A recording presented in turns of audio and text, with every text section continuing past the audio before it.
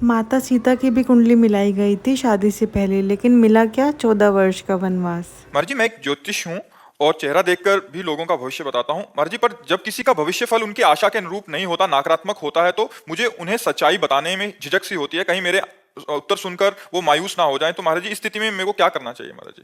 वैसे हमें ऐसा लगता है अपने भविष्य की जानकारी नहीं करनी चाहिए।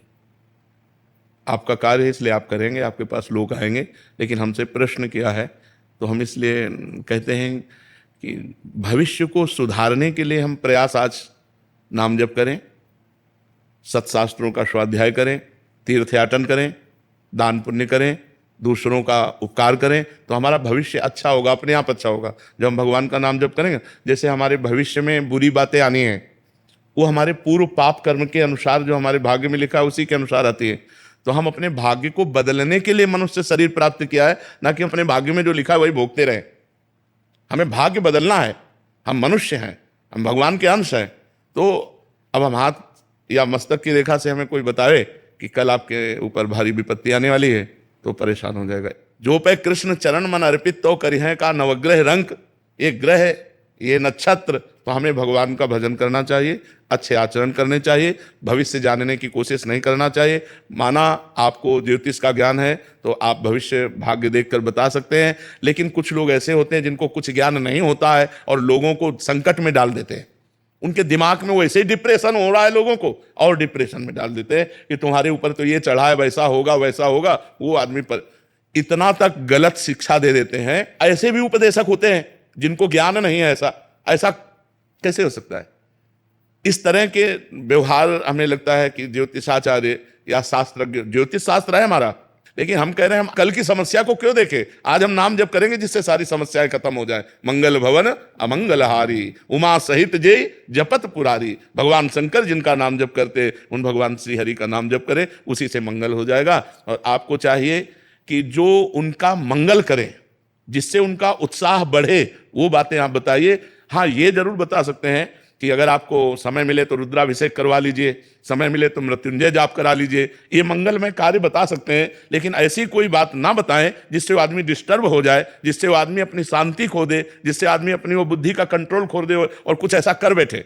तो ऐसे कोई कार्य ना करे जो धर्म विरुद्ध हो, जो शास्त्र सम्यक हो, वो ऐसे कार्य बताए। किसी का भाग्य जैसे आपको दिखाई दे रहा है कि 10-15 दिन में कोई दुर्घटना घटेगी, तो उससे बता दे कि 10-15 दिन में कुछ संकट आने की बात है, तो भगवान संकट मोचन का आप पाठ कीजिए, आप मृत्युंजय का जप कीजिए, आप नाम जप कीजिए, बहुत उसे सहज में कह करके।